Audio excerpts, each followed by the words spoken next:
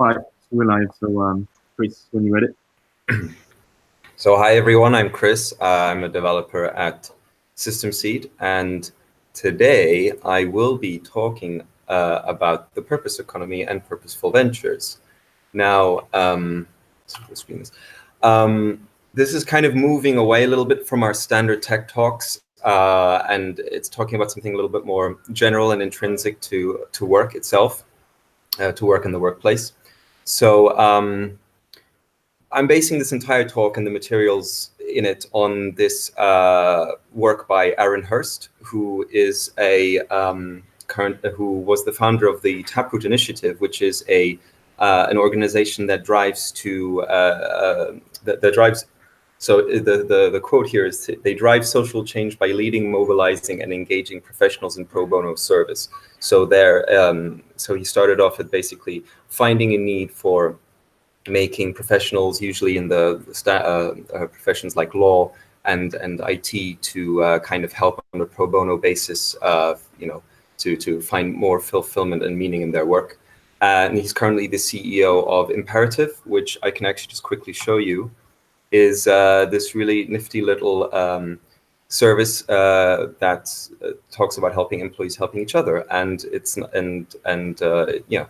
basically a nice way of for employees to be able to kind of do some coaching, some peer problem solving. And I haven't used it.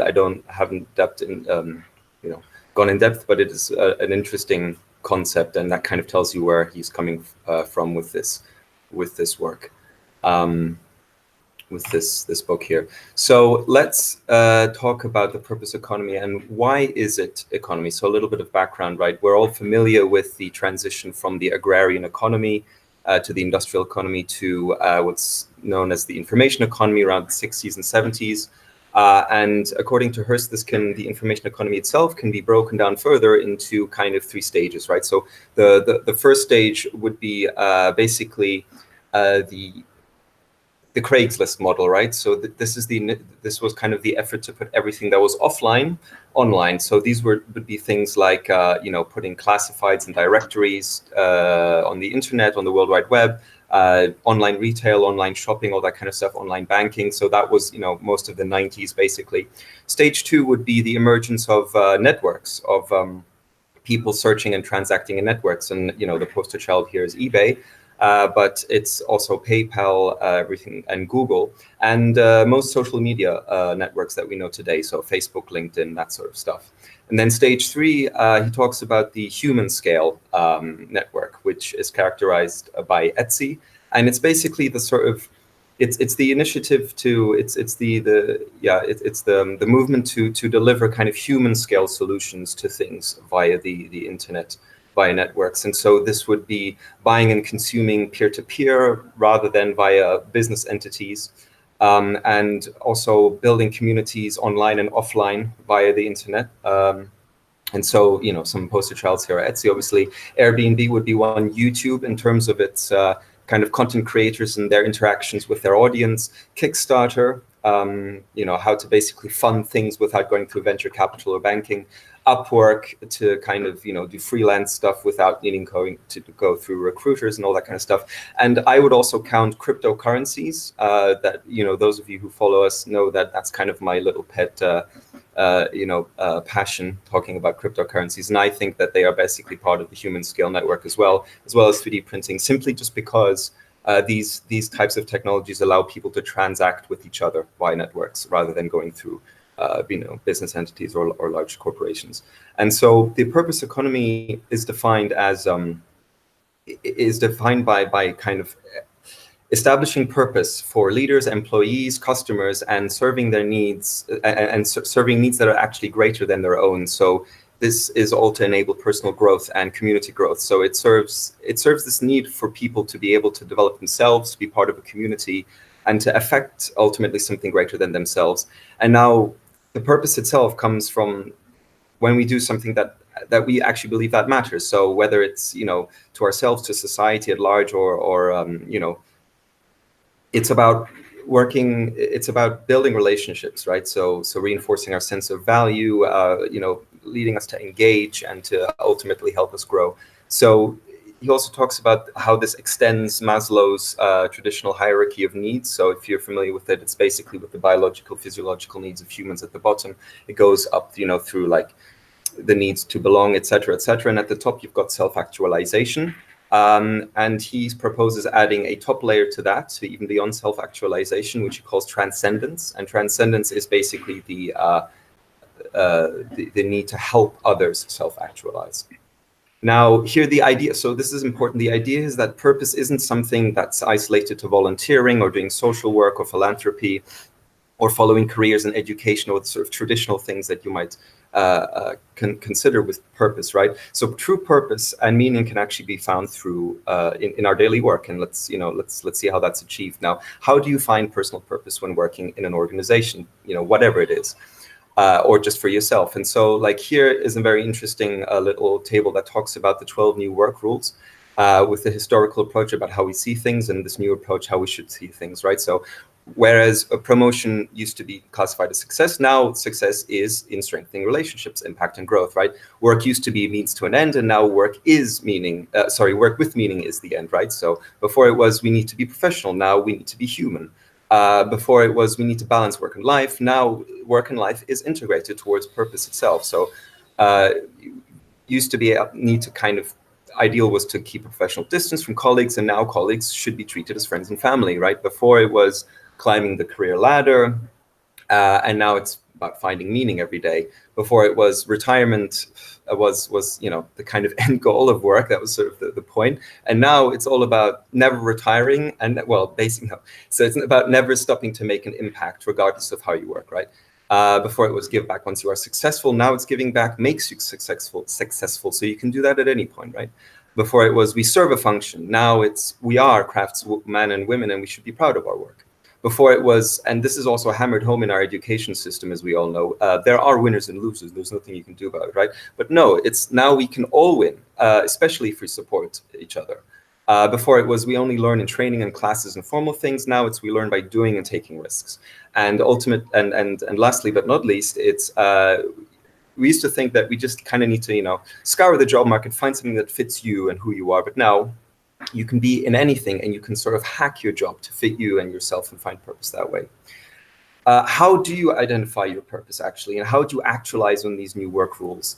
Well, the model that's presented here is the kind of who, why, and how of purpose, right? And so these are the mindsets and the approaches of what you can do as an individual to find purpose and meaning in your work, right? So let's go through them briefly. So who do we impact, me as a person? So as an individual, so if I do the individual approach, I seek to make direct and immediate difference in the lives of others. So if I'm not acting on the ground level, or if my work becomes too abstracted, I kind of lose focus.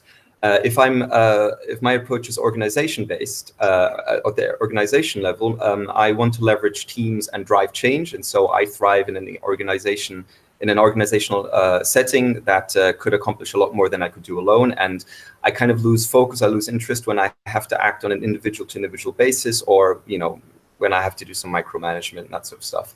And then I could be a person that seeks to impact society. So I seek to affect large-scale change, and I'm driven by small changes to at the highest level, and see how they can, have significant impact. So I would become discouraged if I were to be forced to act on the front lines, or to have to kind of only focus on an organization's own goals. And then we talk about why do we work. So here it's very much a breakdown of karma versus harmony, which is sort of framed as individualism versus collectivism. And it's best explained how these two different approaches view progress. So karma views progress through competition, ambition, hard work, and resourcefulness. I need to have a good challenge. I need to have bold ideas. I need to action on them to thrive, really. And if I'm my approach is more harmony, then I'm much more focused on equality, openness, justice, and balance. And I thrive in safe and inclusive spaces that encourage everyone's participation. And it's important to note here that those are quite extreme differences: individualism, collectivism, that sort of thing. We all fall on a spectrum here. There is almost no one who is only one or the other, and it's highly context-based too. So lastly, we have how do you work? So outside of moral foundations, outside of our own approach, what is ultimately the creative process that we engage in when we work? So we have different ones. So if I'm a human worker, I kind of engage with people and explore the contexts around people's and relationships to determine needs, to determine, and to propose authentic solutions for authentic people. So my problem-solving approach is intuitive. If I'm come from a community approach, I want to empower others to achieve, to work together to achieve goals. And I want to leverage the kind of collective capabilities to tackle any obstacle.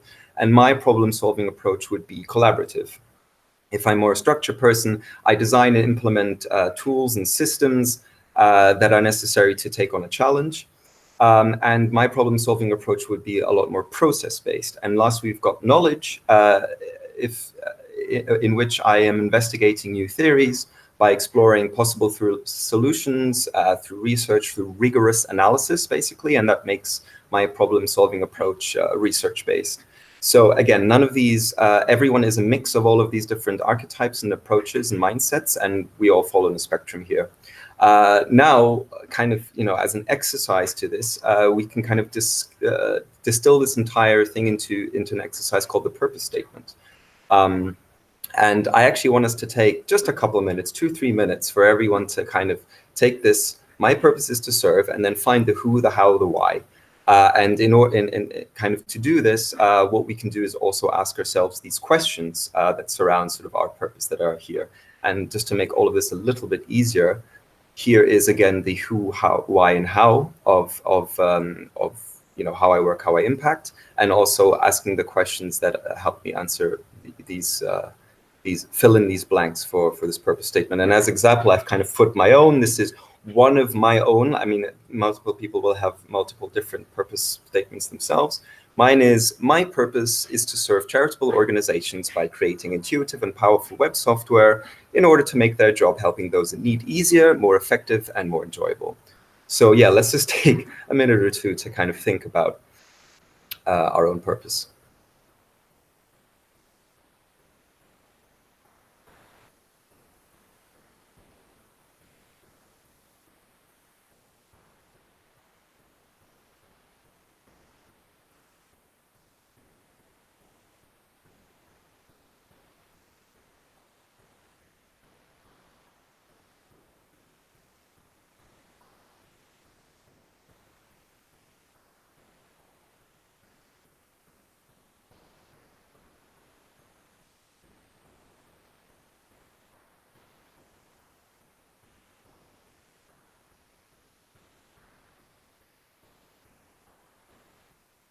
And don't worry, nobody needs to read theirs out aloud.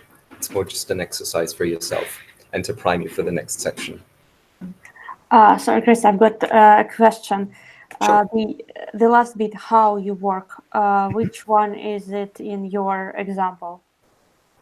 So Yeah. there is why in on the right hand side. There is my purpose is to serve who, how, why, but okay, it's just in a different order on this poster. Okay. Yes. Sorry about that. And also, the way that you actually phrase it will have a mix of not only different domains, different mindsets here, but also a mix of the who's and the hows and the whys themselves. So you can phrase it how you want, but the idea is to kind of answer these questions for yourself and find phrases that can represent that. Cool. By the way, I found it a bit challenging to build this this sentence. Thanks for this exercise. Sure, we can go into a lot more depth with this a bit later as well. So, okay, let's move on to kind of the second part of this talk, and it's about extending this idea of personal purpose and kind of applying it to the organizational level. And that's where we talk about purposeful ventures. And of course, that can itself also be broken down into the who, how, and why. So let's start with the who. It's the same ones, except that things are framed a little bit differently. So here also, it's important to note that every successful organization will have impact on individuals, on organization, and on society. But to actually, properly, to kind of properly execute on your core impact, you need to focus on one. And that's generally like what we talk about when we talk about organizations here. So as an individual, so if I'm embracing individual as an organization, my purpose means I'm framing my organization around in terms of how individual people will benefit from my work, right? So I measure how individuals are impacted by my work, and I tell their stories inside and outside of the organization. So basically, the individuals are my boss. If I'm embracing organization, as an organization, I frame I frame it in terms of how specific teams and groups can find new levels of success because of my work. So I embrace and celebrate the ecosystems of organizations that I work with, so that they can maintain focus and motivation.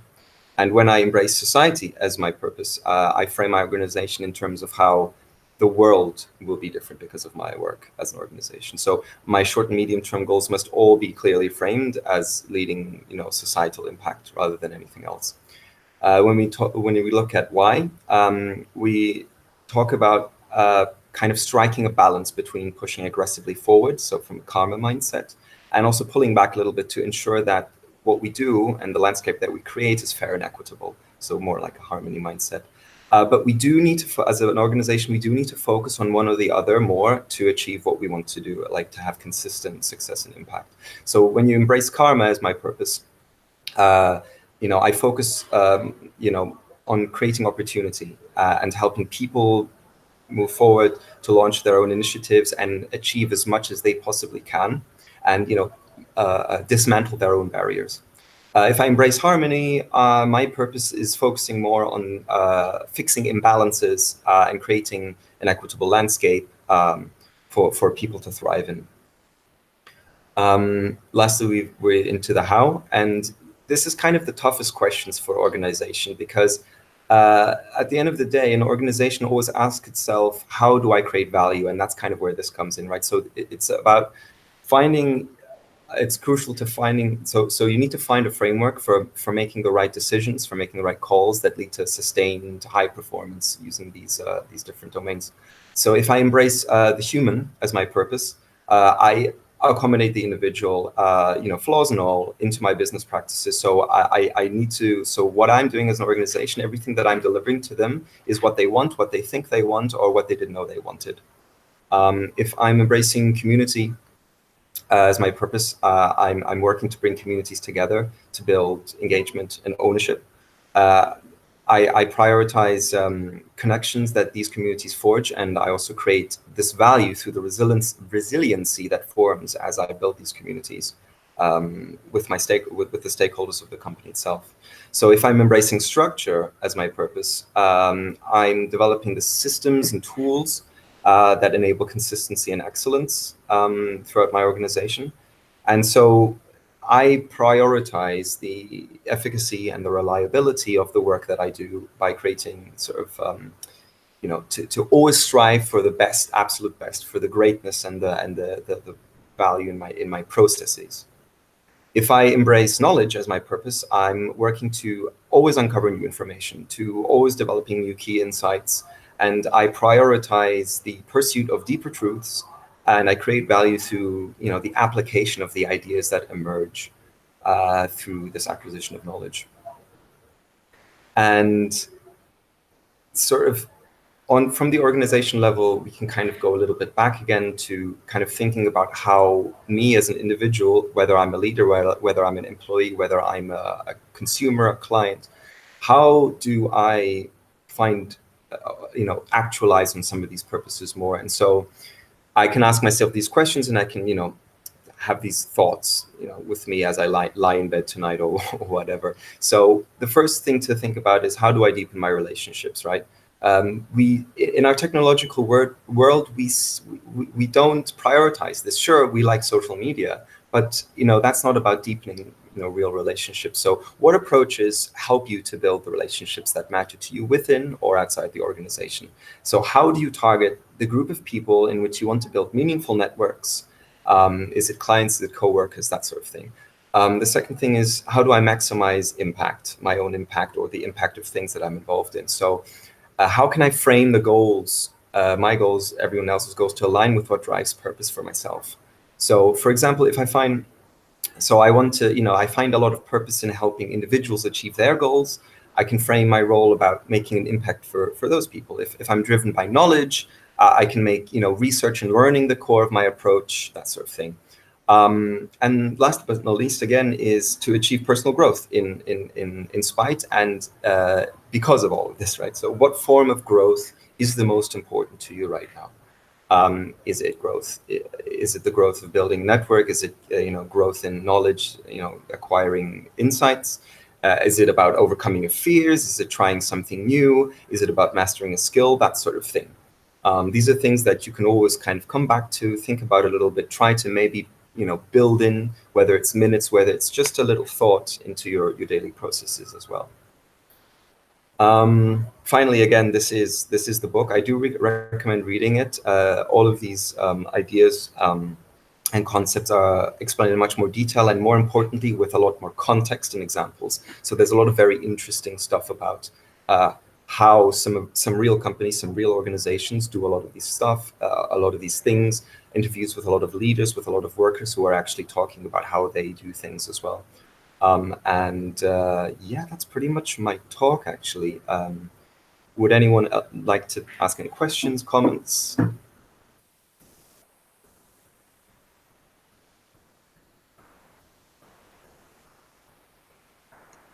Thanks, Chris, for this overview. I'm going to add the book to my reading list. About this points for thinking, for how they called. I forgot your last slide. Do you have any ideas out of the top of your head? What can we do to deepen relationships? What can be piece of advice number one? What can we do to maximize impact and so on? Or is it just individual for each person? So actually, it is probably better if I do share the talk itself. I think, yes, it is probably the first step, and the best step is to find these answers for yourself first. You cannot engage or help others if you yourself are floundering or unsure of something, right? So this is kind of the idea of finding a version of your purpose statement, which is, by the way, not your tombstone, right? So these things evolve with time, with context. And then from then going on, if you are involved, in an organization, to kind of see how you can apply these things to form a purposeful venture of your own. And a purposeful venture is not just running a company. A venture isn't a company necessarily. It's also your own actions form ventures, right? So yeah, the starting point here is always asking these questions, finding your own purpose. What motivates you? How do you achieve this top of the pyramid? How do you go about starting to achieve the top of the pyramid beyond self-actualization, to start to help other people self-actualize, how to kind of gain purpose for yourself? And from there on, you can then find the things that you want. I mean, just in my case, for example, I find a lot of meaning, I find a lot of motivational, I find a lot of purpose in making our client who's in a charitable organization to achieve their own goals. And I'm extremely, I'm always very humbled and always very recognizant when they, when their feedback is positive for the actions that I can do for them.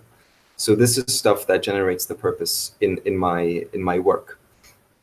And this is extremely general, right? So my work isn't just coding as a developer, especially systems lead, right? It's interacting with others, making sure to leverage our team to deliver the best results. It's making sure to kind of find the best knowledge, and it's also making sure to kind of put the priorities and the feelings of the client first as well. And the trick here is to not get bogged down by the intricate, the sort of boring stuff, right? The stuff that, you know, the grind, the daily grind, and finding a way to make the daily grind purposeful, because it itself will generate the ultimate meaning that you seek through that purposeful engagement. I don't know if this really answers your question, but it's like, it's a general approach you can take. It's very individual. Yeah. It answers. So you basically need to do this exercise with yourself, and then it will be easier to help others and support and build stronger relationships in the organization. Would you like to tell us about your purpose draft or any ideas you have? Oh, no, thanks. Fair enough.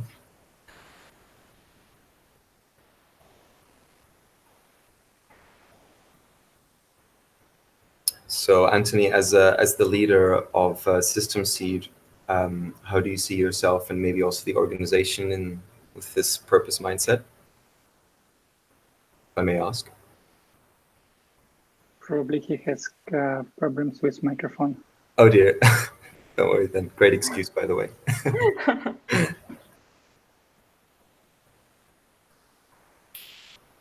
Any other questions, comments?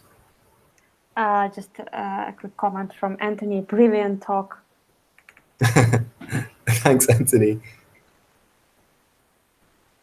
My purpose is to serve tacos in order to have more tacos. Wow. It explains.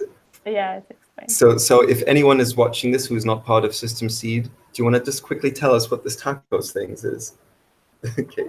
Oh yeah, sure. So it's if you use Slack for chatting with your colleagues, you can add a Slack bot and say a special thank you by sending a taco emoji or multiple emojis to a certain person, and you have 5 per day, so you should be careful. And when you give the tacos to someone because you want to thank that person, you kind of feel good about it. And when you receive the tacos, you also your feeling is that, oh yeah, actually I can do my job, and we achieved this result not because I was working hard, but because the whole team was working hard. And I want to say thank you to my colleagues, and it sometimes helps with good mood in the team, and just letting everyone notice good things, not just bad things. You know, when site is down and everyone thinks how to fix the issue, instead just making short breaks to say thank you to each other. And it's tacos. Who can say no, right? All right, yeah.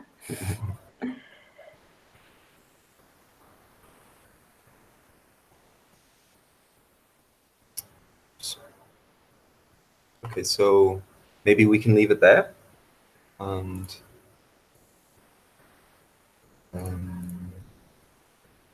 yeah. Thank you, Chris. Let's wrap it up. All right, thanks, guys, and see you next time. Yeah, thanks. Bye. Yeah.